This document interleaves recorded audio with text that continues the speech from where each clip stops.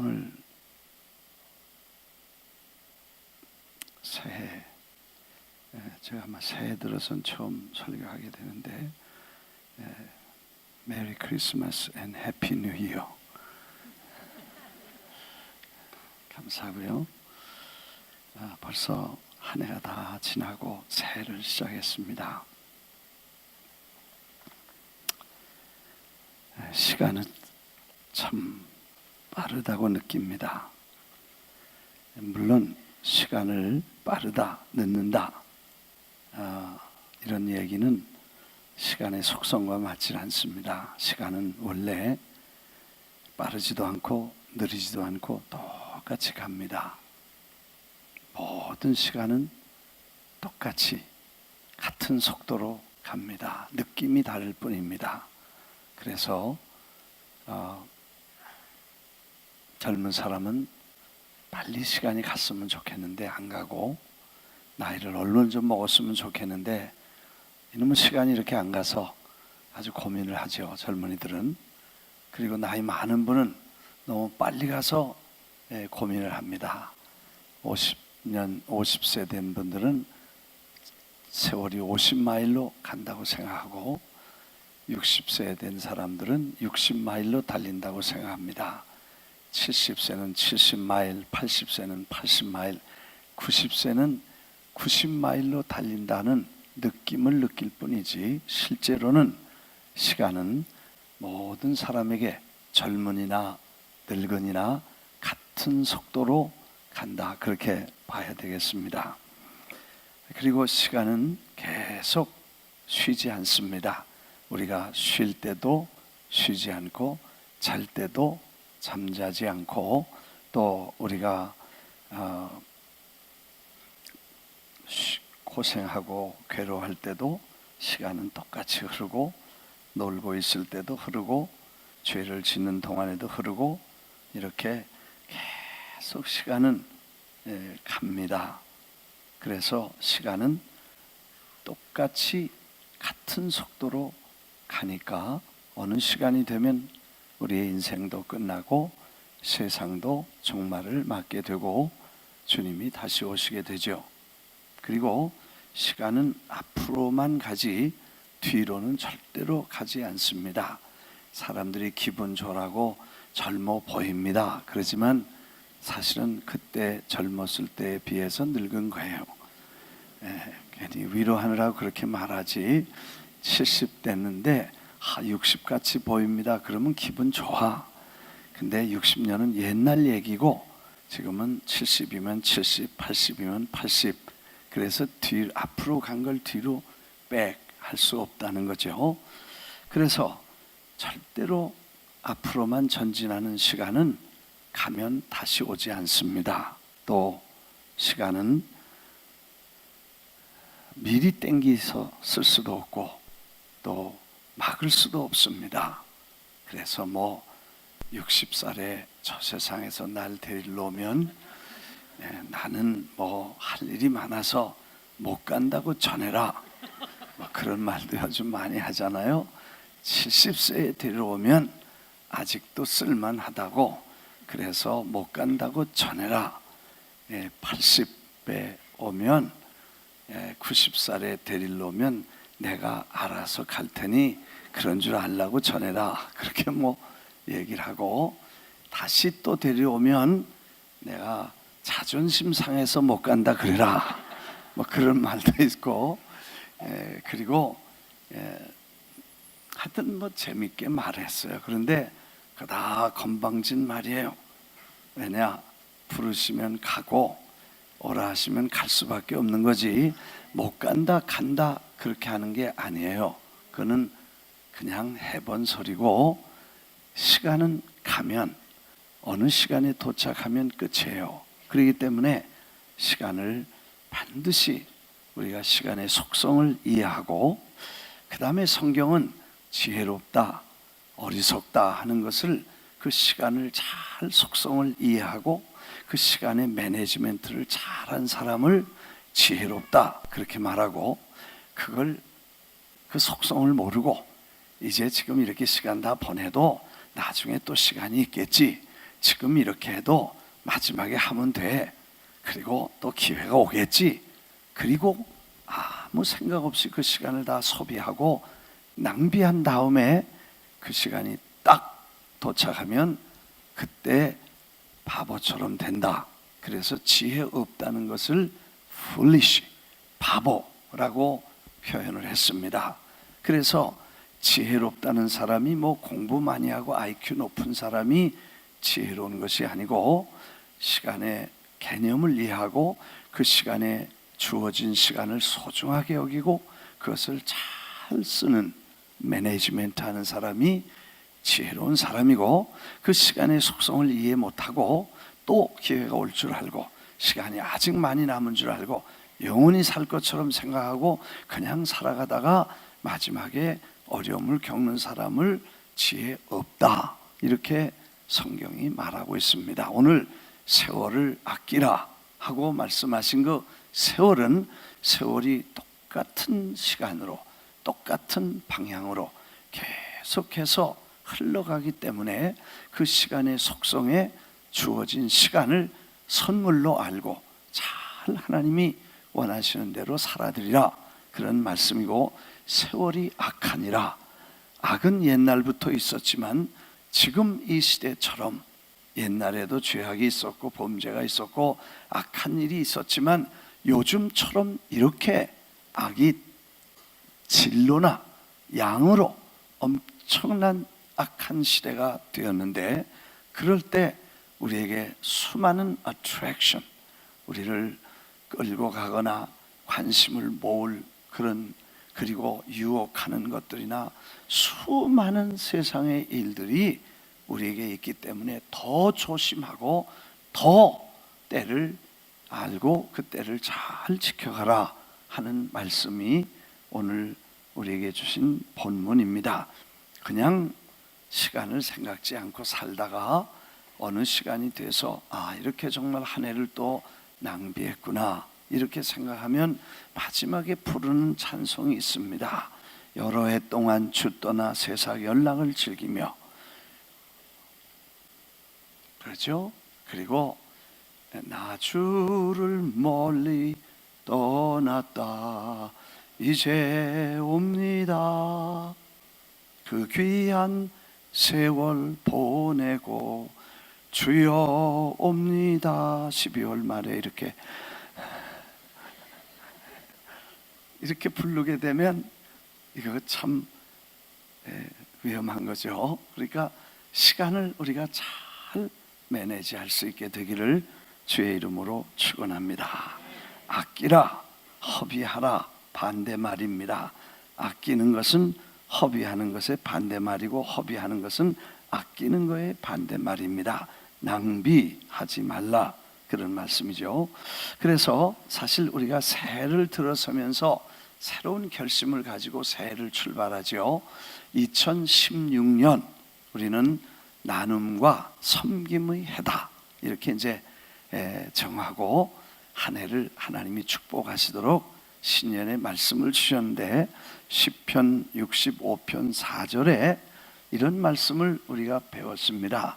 하나님께서 우리에게 주신 그 시편의 말씀을 보면 주께서 택하시고 가까이 오게 하사 주의 뜰에 살게 하신 사람은 복이 있나이다. 우리가 주의 집 곧 주의 성전의 아름다움을 만족하리이다. 그리고 주님께서 땅 끝에서 땅을 돌보사 물을 대어 심히 윤택하게 하시고 하나님의 강에 물을 가득하게 하시고 이같이 땅을 예비하신 후에 그들에게 곡식을 주십니다.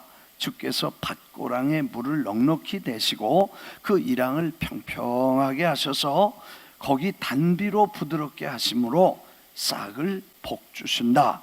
싹에 심어놓은 씨앗에 비가 내려서 씨가 싹이 나서 복을 주셨다, 이렇게 말씀하시고, 은혜로 한 해를 관을 씌우시고 그 길에 기름으로 기름이 넘쳐서 기름방울이 길에 떨어질 정도로 풍성한 초장에는 양들이 많고 또 양떼로 옷을 입히시고 골짜기에는 곡식으로 덮였으며 즐겁게 하나님을 찬양하는 한 해의 관을 씌워주셨다.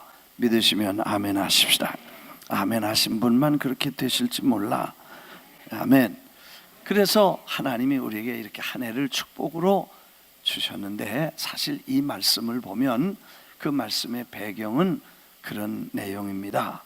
베들레헴의 축복이다. 나는 이 시편 65편을 베들레헴의 축복이라는 이름을 붙였습니다.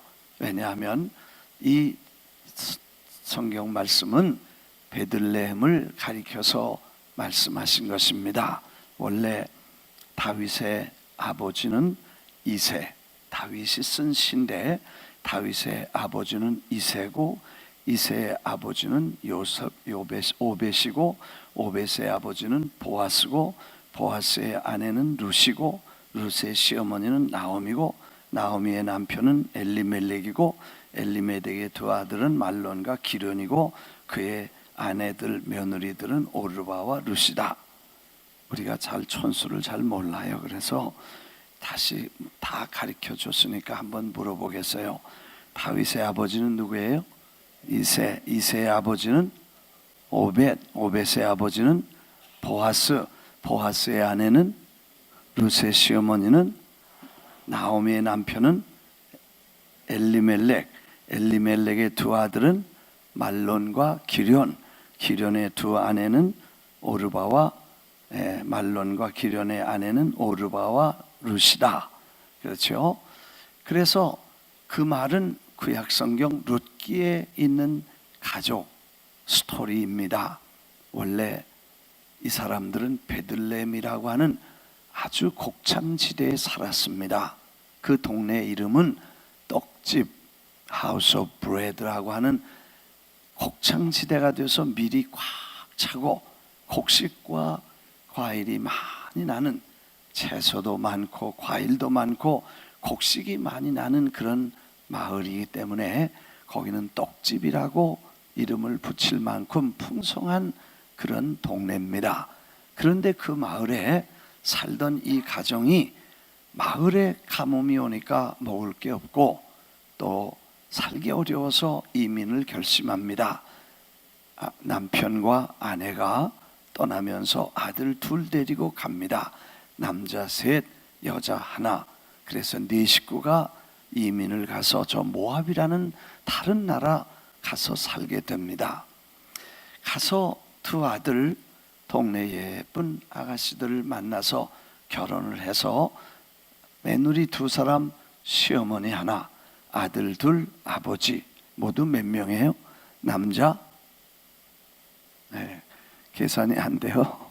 남자 셋, 여자 셋, 시어머니, 며느리, 아버지, 아들 해서 6명이 살고 있었습니다. 남자 셋, 여자 셋 살았는데 어떻게 다 갑자기 아버지가 돌아가셨어요.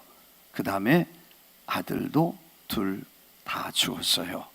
그래서 남자 셋, 여자 셋 사는 집에 남자 셋 다 죽었어요.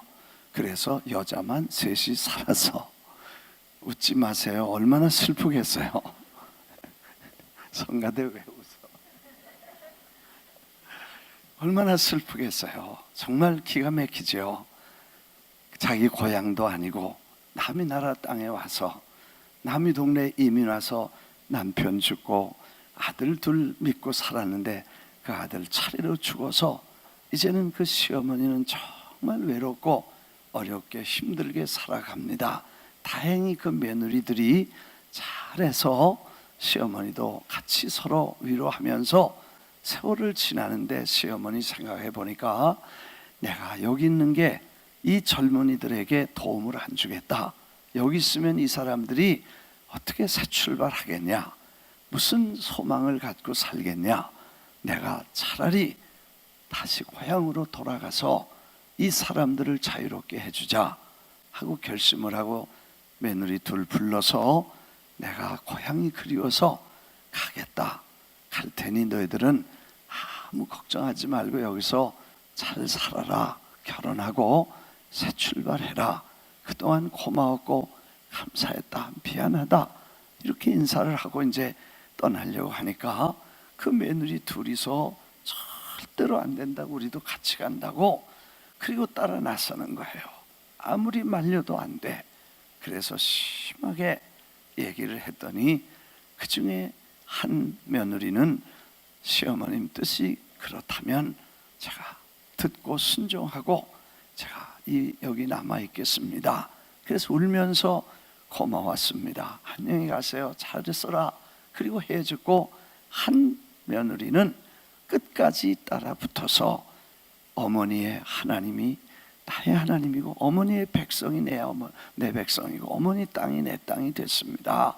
한번 결혼해서 내가 어머니 가족이 됐으면 영원히 가족이 됐습니다. 신앙적 결단을 합니다. 그래서 이제 할 수 없이 그를 데리고 고향으로 돌아오지요. 와서 가난한 집에 가난한 모습으로 정말 고향에 돌아오니 사람들이 박수를 치고 환영을 하고 반가워하고, 동네 아주머니들 다 모이고 친척들 다 모이고 사돈의 팔촌까지 다 모여서 어떻냐고 잘 있었냐고 그러는데, 나오미 아주 행복한 이름이라고 그랬는데 잘 있었냐니까 그런 말 하지 말라고, 나는 슬픔이 있는 사람이고 나는 고통이 있는 사람이다. 나는 이제는 그런 이름으로 부르지 말고 나를 마라라고 불러라. 쓰다. 얘 가슴이 아프다. 고통이라고 불러달라. 그렇게 하고 이제 동네에 돌아와서 새로운 고향을 출발해 살게 됩니다. 며느리가 보니까 집에 먹을 것도 없고 아무것도 없는 거야. 할 수 없이 그 다음날 아침에 일찍이 어머니 제가 나가서 떼거리를 좀 준비하겠습니다 하고 보리이삭을 주스러 다니지요. 그러다가 한 먹을 만큼 또 얻어다가 그걸 방아를 찧어가지고 그 다음에 식사를 해서 준비해가지고 떡을 만들어서 어머니를 드리고, 그 다음 날도 가고 그 다음 날도 가는데, 어느 날은 이 풍성하게 많은 보리 이삭을 많이 주워 갖고 왔어. 얘기 들어보니까 그 동네에 보아스라는 사람의 밭에 가서 이걸 주웠는데, 그 집에서 주인이 보고 그 소문을 듣고 효녀 났다고. 사실 그거 쉬운 거 아니잖아요. 전에 우리 교회 권사님 딸 돌아가시고 그 사위하고 애하고 같이 사는 거 몇 년 동안 보는데, 딸 없는 사위 그거 보는 거 참 어렵더라고요. 그 다음에 그것도 어려운데 아들 없는 며느리는 얼마나 더 어렵겠어요. 근데 그렇게 서로 사이좋게 의지하고 살면서 효성스러운 룻이 그 부모님을 공경하는 모습을 보아스가 듣고, 이 여인이 그 여인이냐? 걱정하지 말고 그냥 곡식단에서 이렇게 흘려서 일부러라도 좀 넉넉히 놔둬라. 그렇게 종들에게 지시를 해서 많이 줬고, 그래서 돌아와서 어머니하고 이렇게 했어. 그 다음에 보아스를 만나서 그 다음 얘기는 그렇고 그랬다는 거에 다 알잖아요. 결혼하게 되고, 그 결혼을 통해서 그 나오미가 정말 기쁨의 아기를 안습니다. 손주를 보게 돼. 그 손주가 장차 누구고 그 손주의 손주가 누군지를 모를 거야. 그냥 아기가 기뻐서. 그런데 하나님의 섭리 속에 그 자녀 중에 다윗 같은 위대한 왕이 나오고, 하나님의 기름을 부으신 왕이 나오고, 그 다윗의 자손에서 예수 그리스도 메시아를, 인류를 구속하실 메시아를 보내서 메시아가 나올 것을 그 할머니는 예전엔 미처 몰랐을 거야. 하여튼 기뻐하고 그랬어. 그러니까 보아스를 룻이 만나면서 운명이 바뀌고 인생이 바뀌고, 우리 세상 말로 팔자가 완전히 달라졌어. 예수 믿고 팔자 고친 것처럼. 아멘. 네. 아멘. 네. 십자가, 우리 팔자가 십자가로 팔자 고쳤다. 십자가로 고친 거예요. 아멘.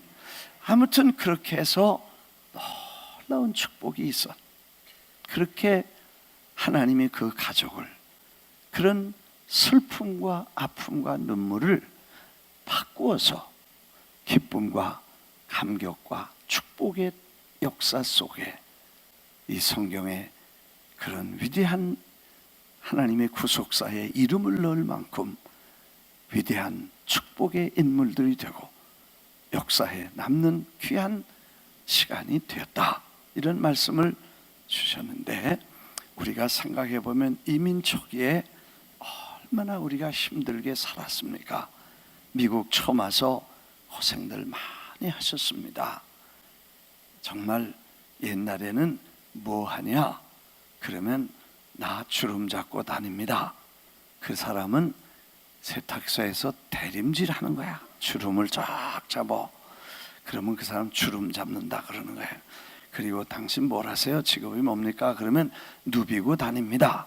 그거는 봉제 공장 하는 거야. 왜? 날 누비는 거야. 그때 뭐 몇 가지 없었어. 그냥 쓸고 다닙니다. 그거는 뉴욕 시내를 휩쓸고 다닙니다. 그거는 청소부 하고. 그래서 그 세 가지 주 업종을 가지고 사람들이 고생했습니다. 말을 안 해요. 뭐 이 법을 안 해요. 참 어려운, 아는 사람이 누가 도와주는 사람도 없고, 그런 어려운 가운데 애들 데려와서 공부시키죠. 그 다음에 아무것도 없이 빈손 들고 와서 노동해가지고 돈 몇 푼 벌어가지고 구멍가게 내고 내일사랑 내고, 하여튼 지금 보면 이 사람들은 대단한 사람들이야. 아멘. 안 해도 그래. 난 목회하니까 그냥 목회도 어렵지만 여러분들하고 같이 사니까 그래도 괜찮잖아요. 근데 여러분은 말 안 통하고 다 어려운데 거기서 정말 힘들게 고상스럽고 어려워. 게다가 어떤 때는 가정의 문제, 너 사랑하는 사람을 먼저 보낼 때도 있고, 가정에 문제가 있어 고통을 받을 때도 있고, 자식의 어려움을 겪어서 눈물 흘릴 때도 있고, 수많은 어려움을 우리가 겪으면서 오늘까지 왔는데, 하나님께서 이제 우리가 그동안 수고하고 정말 축복, 어려운 가운데 주님을 위해 큰 사명 감당하고 하나님의 교회 짓고 복음을 위해 세계를 선교하는 위대한 꿈을 가지고 여기까지 온 우리에게 하나님께서 베들레헴의 축복을 주시겠다는 약속을 감사로 받으시기를 주의 이름으로 축원합니다.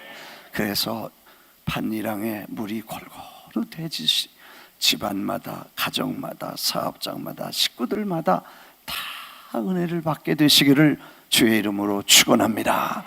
그리고 그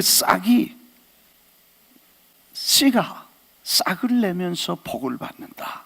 우리의 자식들, 손자들, 그 기도하고 수고한 자식들이 다 잘 돼서 그 자식들이 부모님의 수고와 노고를 위로해드리고 이렇게 감사하면서 자라는 축복의 한 해가 될 줄 믿습니다. 그래서 한 해를 관을 씌우시고 영광스럽게 하나님이 축복해 주시겠다는 말씀을 우리가 받고 이제 출발한 새해는, 그러면 어떻게 새해를 주신 시간 355일을 살 것이냐. 금년은 365일인데 355일이 됐어. 왜냐? 열흘 갔기 때문에. 아멘. 열흘 동안 잘 살았죠. 그런데 정말 한 해에 이 주신 시간을 어떻게 잘 우리가 하나님이 기뻐하시는 대로 살 거냐 하는 것을 이제 결심하고 한 주간 한 주간, 하루하루, 한 시간 한 시간 이렇게 살아가야 365일을 잘 살고 지혜롭게 잘 살았다. 하나님이 축복하신 해에 하나님의 축복을 받고 하나님이 복 주신 해를 축복으로 마감하게 될 줄 믿습니다. 그래서 한 해를 시작하면서 우리는 어떻게 살 것인가 하는 말씀을 오늘 에베소서에서 말씀을 합니다. 먼저 5장에는 8절에 너희가 전에는 어둠이더니 이제는 주 안에서 빛이라, 빛의 자녀들처럼 행하라. 그러니까 전에는 어둠이었더니, 전에는 어둠이더니 우리 자체가 어둠이었어요. 어둠 속에 살았어요. 어둠 가운데 행했었습니다. 그러나 예수 그리스도를 통해서 신기한 빛, wonderful life, light, 그 빛을 받은 우리는 그 다음에 그 빛이 우리 안에 와서 우리로 하여금 그리스도의 빛 되신 주님 안에 살고 빛 속에 살게 하셨다는 것입니다. 믿으시면 아멘. 그래서 교회가 금년에 각 기관의 섬김과 나눔이라는 한 해를 시작했는데 그동안 받은 축복과 그 금년에 받을 축복을 우리만 즐기지 말고 이제는 물된 동산같이 다른 사람들에게도 나누어 주고 나만 위하라고 그러지 말고 다른 사람을 피차에 복종함으로 섬기는 나눔과 섬김의 한 해가 되어야 될 줄 믿습니다. 그래서 지난번 무슨 회의 때 내가 들어가 보니까 섬김과 나눔을 이제 금년의 목표로 정해서 열심히 하시겠다 그래요. 다들 그래 잘했다.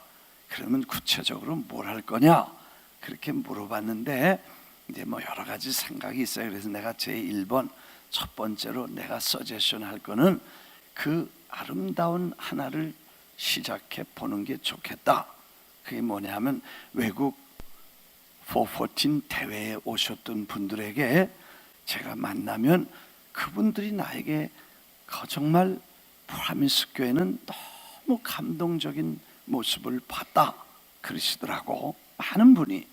뭐가 그렇게 감동을 받았냐, 호텔이 좋았냐, 음식이 좋았냐 그랬더니 호텔도 좋고 음식도 좋고 다 좋았는데 밥도 먹여주고 잠도 재워주고 차도 태워주고 다 하면서 나중에 보니까 신발까지 닦아주더라. 야, 그래서 신발 슈샤인 박스를 놓고 거기 탁 앉으면 그 다음에 뭐 장로님들이 이렇게 집사님들이 그런 거 보니까 교회가 정말 섬기는 교회구나. 아름다운 모습, 감동을 받았다고. 그래. 근데 그 대회 끝나고 누가 싹 치워버렸어 그거를.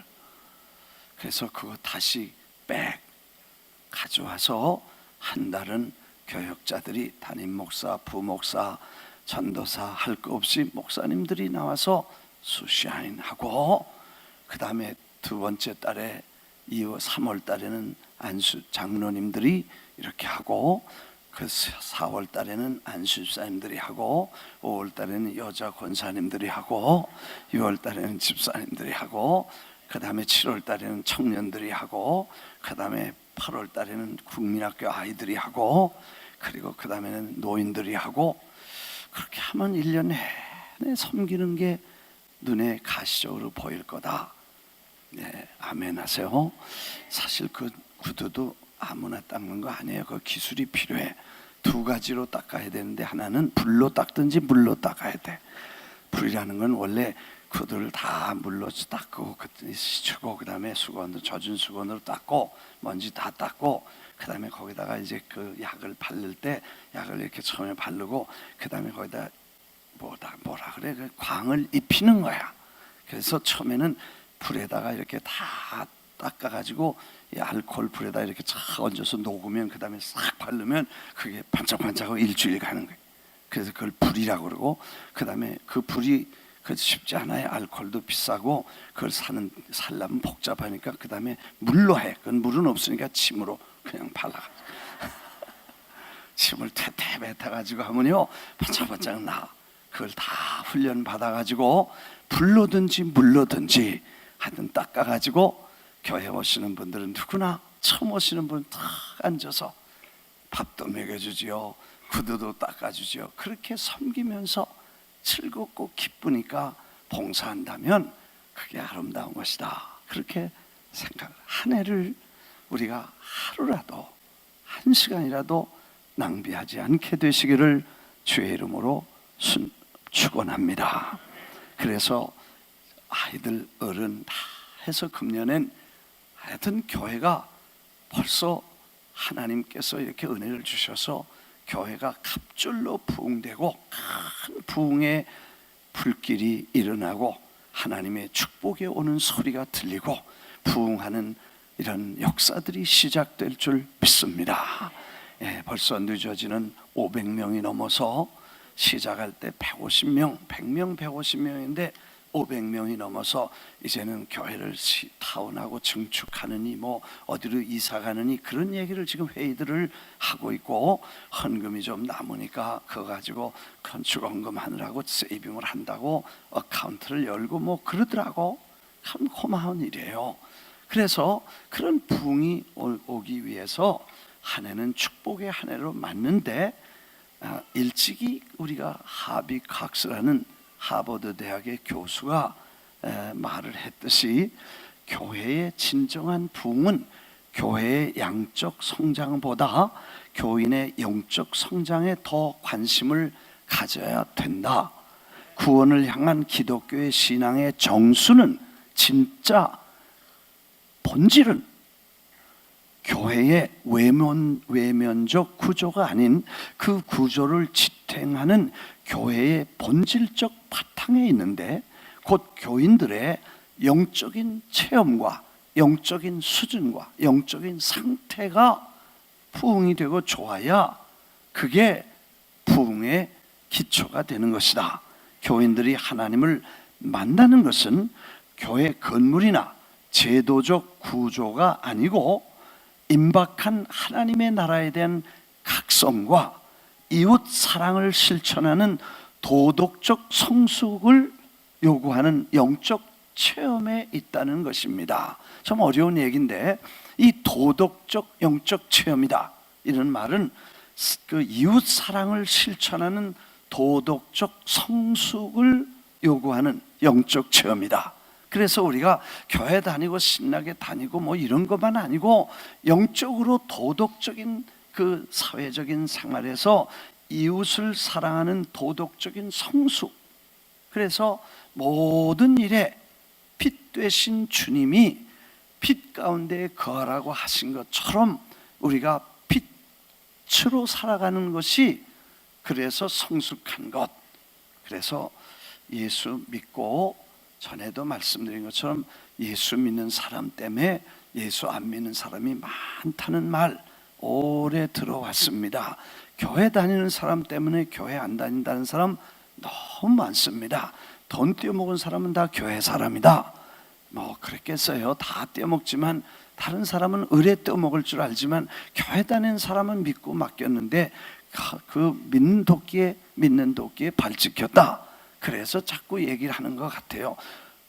도덕적 성숙이란 우리가 신앙적인 생활 속에 사회에 대한 우리 책임, 그리고 주님에 대한 올바른 태도를 말씀합니다. 그래서 빛 가운데 거한 것처럼 한 해를 빛 속에 살게 되시기를 주의 이름으로 축원합니다. 그 안에 생명이 있었으니 이 생명은 사람들의 빛이라, 예수님을 빛이라고 설명했습니다. 우리가 아프리카 어두운 대륙의 생명의 빛을, 근데 사실 그 빛이 사람들의 빛입니다. 그리고 그것은 등불의 빛처럼 사람들 속에 있는 주님이 우리에게 주신 생명, 예수 그리스도가 생명이시고 생명은 우리에게 빛입니다. 생명이 없으면 살았지만 죽었다고 하는 것과 같다는 것입니다. 빛이 어둠의 빛이래 어둠이 깨닫지 못했다고 했고, 참빛 곧 세상에 와서 각 사람에게 비추는 빛이 있었나니. 한번 따라하겠습니다. 참빛 곧 세상에 와서 각 사람에게 비추는 빛이 있었으니 예수님이에요. 그렇죠? 네. 그 예수님이 빛이시고 참 빛이라는 거예요.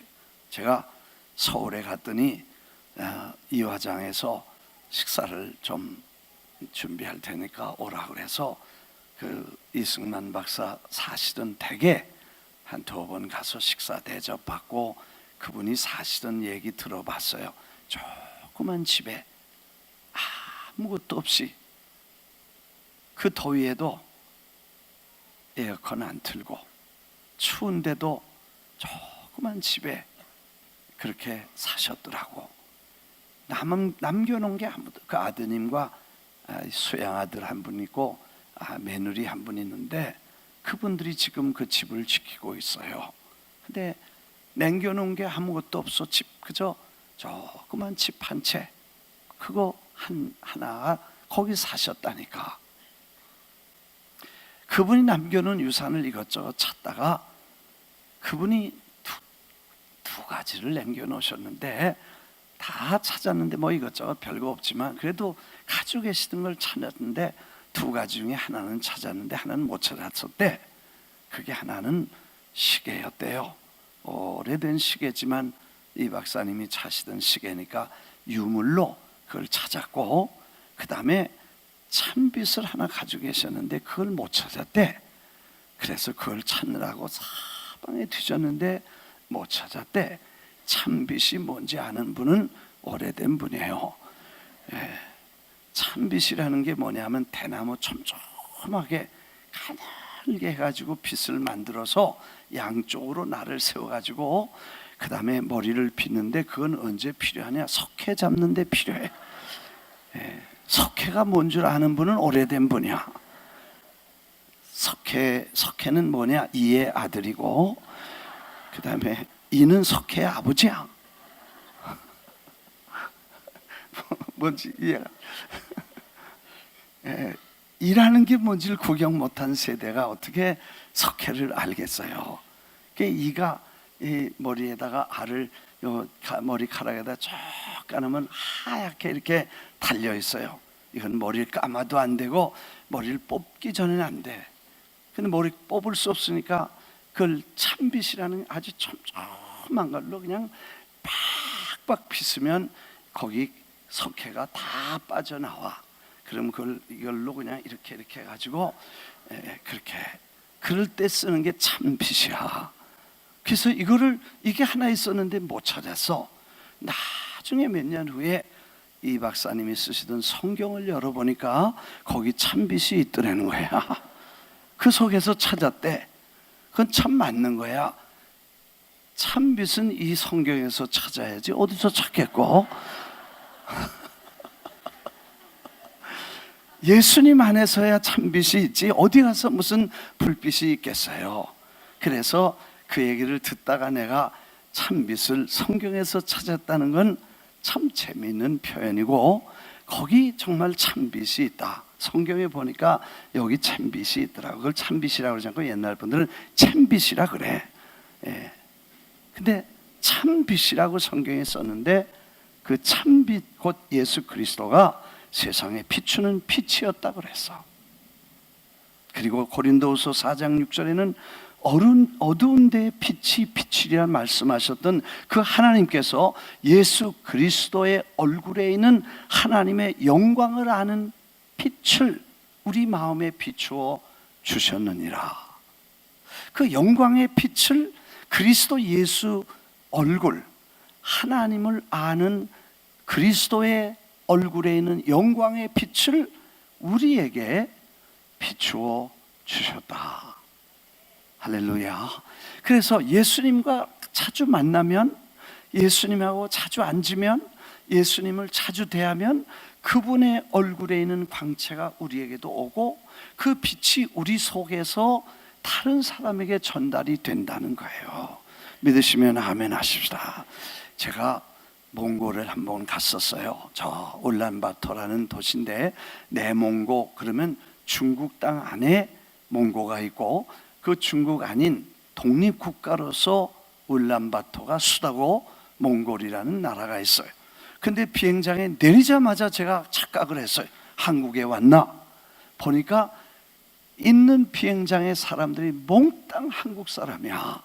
그래서 내가 안녕하세요 그랬더니 못 알아들어. 전부 한국 사람 똑같이 생겼는데 한국말을 한마디도 못하고 다 몽골 사람이야. 우리가 다 몽골 반점이 있듯이 우리가 그 우랄 알타리아 지역에서 내려온 몽골족이라 그래서 같이 몽골 반점을 지니고 있는 같은 계열이기 때문에 얼굴이 DNA가 거의 비슷한지 똑같아.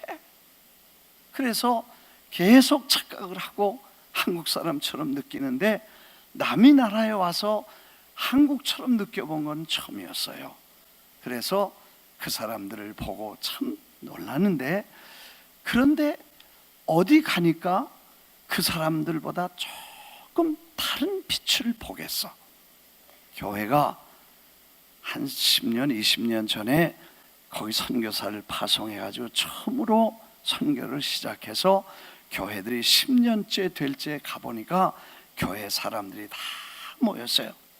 그런데 밖에서 만난 한국 사람 같은 몽골 사람하고 안에서 만난 몽골 사람하고 전혀 느낌이 다른 거예요.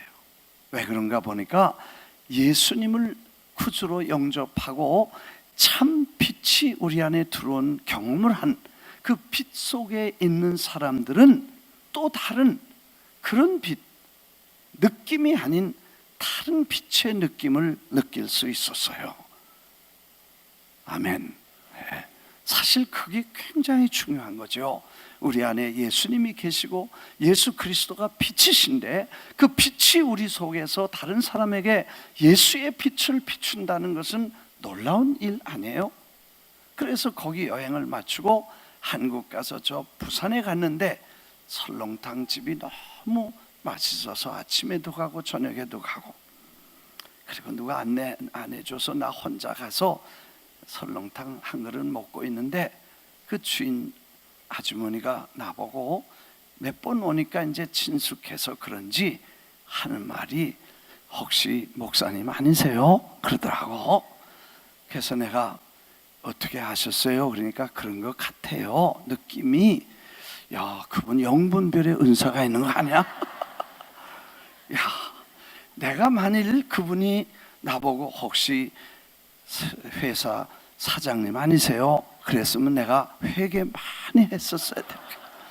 어째 목사가 회사 사장같이 하고 다녔겠나? 근데 그렇게 느꼈을 거예요. 근데 우리가 목사는 목사답고 집사는 집사답고 장로님 장로님답고 성도는 성도답고 권사님 권사님 닮은 그런 향기와 그런 빛이 우리에게 이루어져야 될 줄 믿습니다.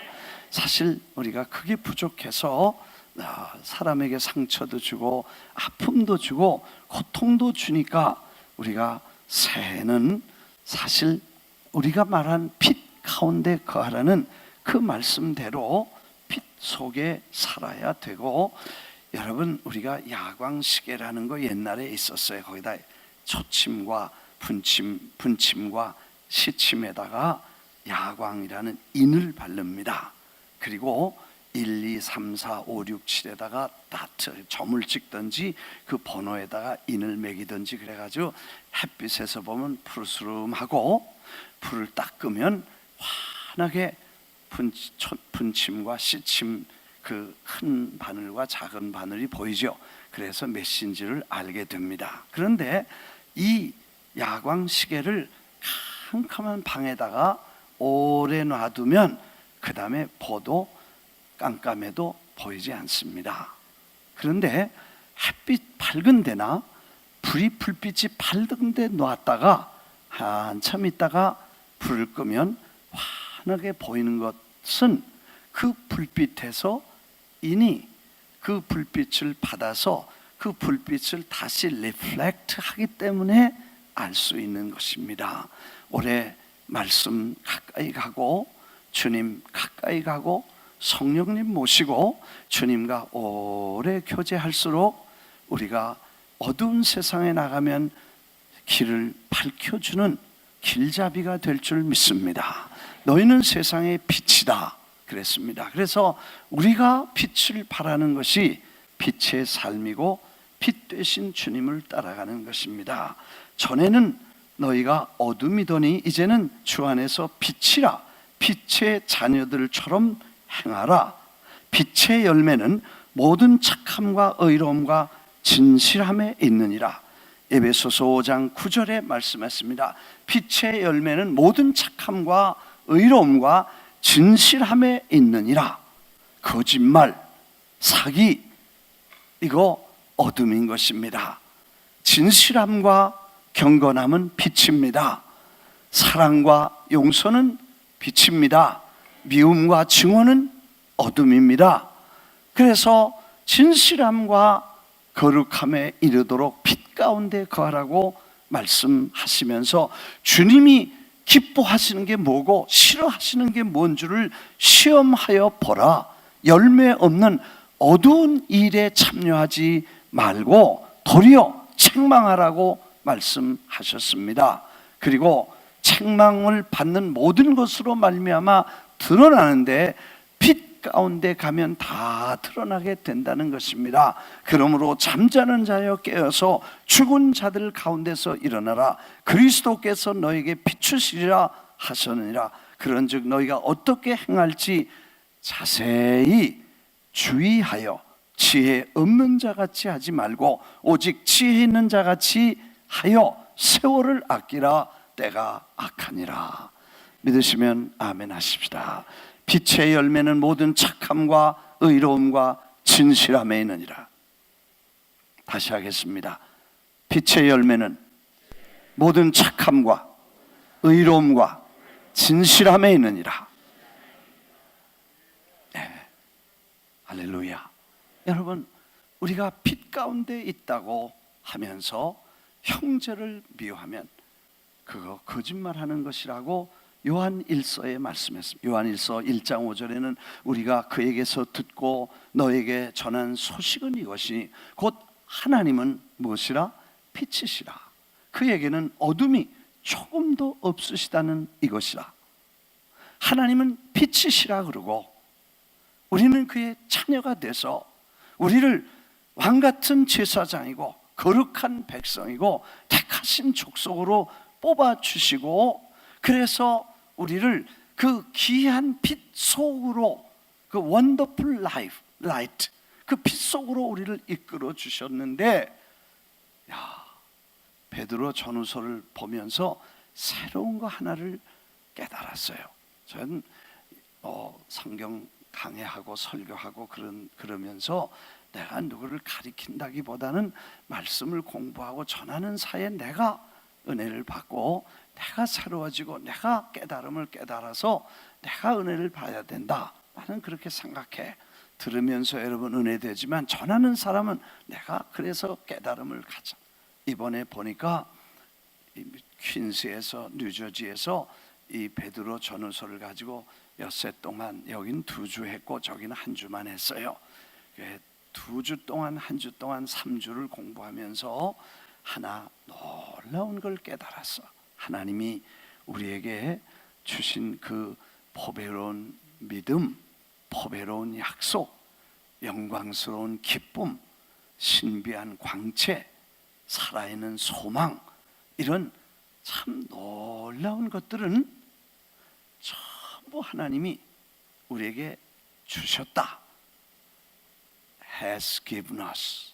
우리에게 이미 주셨고 다 주셨다는 건데 더 놀라운 것은 우리가 태어나 보니까 into 전부 into라는 단어를 쓰셨는데 그건 뭐냐 하면 태어나서 예수 그리스도를 영접함으로 구원을 받고 보니까 그 구원받는 것은 2가지였다고 그랬어요. 우리가 썩어질 구습과 죄에서 구속받은 것은 어린 양의 보배로운 피로 구원을 받고 또 변치 않는 하나님의 약속의 말씀, 그래서 피와 말씀, 약속과 보혈, 이것을 통해서 우리가 예수님을 믿음으로 구원을 받아 태어나게 됐다는 거예요. reborn, 태어났다 하는 말인데 이해가 되시면 아멘. 두 가지죠. 하나는 보배로운 어린 양의 피로 구속을 받았다는 것과, 그래서 믿음이 보배롭다는 것과, 그리고 천지는 없어져도 변하지 않는 하나님은 살아있는 하나님의 말씀으로 구원받은 것이다.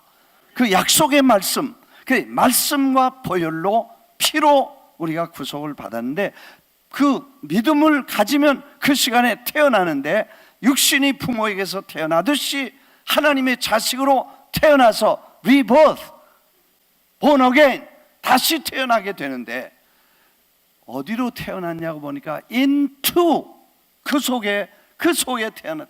내가 태어나 보니까 김씨가 되고 박씨가 되고 이씨가 되고 최씨가 되고 강씨가 되고 주씨가 되고 그랬어요. 네, 나중에 우리가 다 주씨가 됐지만요.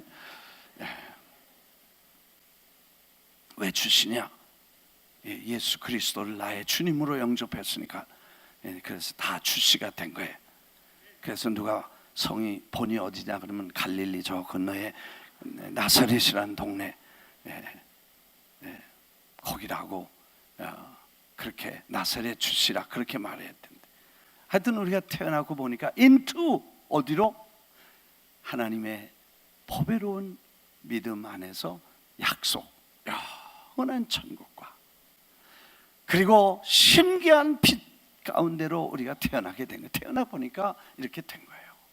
그러니까 우리가 노력해서 된 건, 그분이 태어나서 보니까 그 집에 태어나게 된, 하늘에 태어난 거예요. 그래, 하나님의 집이 고향이고 하나님의 집이 우리 집이고, 거기 가면 거할 곳이 많아, 맨션이 많고, 거기 가면 하나님 고향이 돼서 영원히 살 그 하나님의 집안에 우리가 태어나게 됐다는 거예요. 믿으시면 아멘 하시죠. 얼마나 신나는 일이고 얼마나 놀라운 일인데, 우리가 초상집처럼 사는 건 잘못된 거예요. 아멘.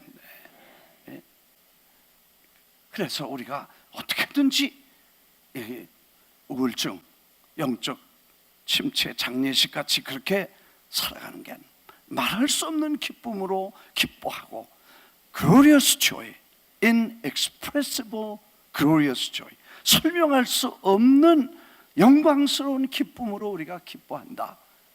믿으시면 아멘 하십시다.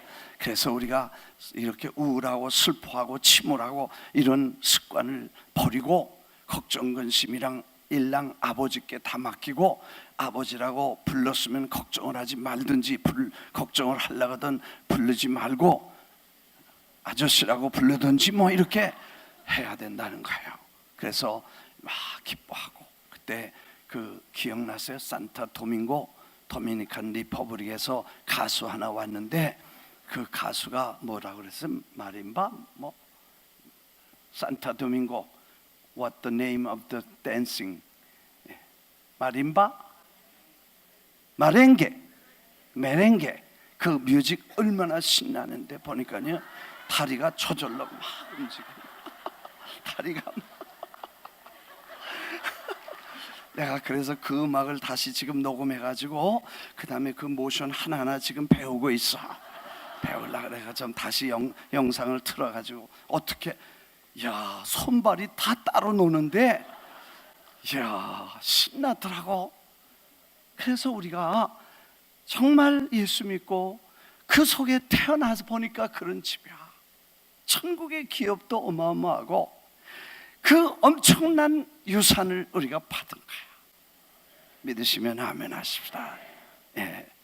우리 지난번에 우리 정경화 그 바이올리니스트, 세계적인 바이올리니스트 어머니가 돌아가시면서 그동안의 교회에 감사했습니다. 그리고 내 재산을 자녀들에게 다 이렇게 정리하면서 거기 순복음 뉴욕 교회에다가 5만 불 꼭 이렇게 감사한금 하라. 그래서 나중에 돌아가시고 장례식 마치고 체크가 왔어. 그 참 고마운 일이죠. 뭐 죽으면 고만이지 뭘 누가 그러겠어요. 근데 그래도 고마워서 여기서 은혜 받고, 여기서 신학교 다녀서, 여기서 목사님 돼서 여기서 컸다고 교회에 대한 고마움, 그리고 교인들에 대해서 기도해 주신 거 고맙고, 그 김 목사 수고해줘 감사하다. 그리고 5만 불 보냈어. 그래서 교회가 그것도 선교에 쓰고 그랬지요. 아무튼 이 유산을 그렇게 다 남겨. 우리가 태어나 보니까 어마어마한 유산을 받은 거야. 천국을 그냥 그 길은 황금길이고 바다는 유리바다고 성은 보석성이고 문은 진주문이고 나무는 줄줄이 생명 한 달에 한 번씩 열매가 열린데 얼마나 풍성한 나라를 우리 집 고향으로 받게 된다는 거예요. 물론 어떤 분이 아버지 부자시다. 근데 문제가 뭐냐? 유산이 많은데 돌아가셔야지. 하나님이 부자신데 문제는 그분이 안 돌아가시, 하나님 돌아가시 않아요.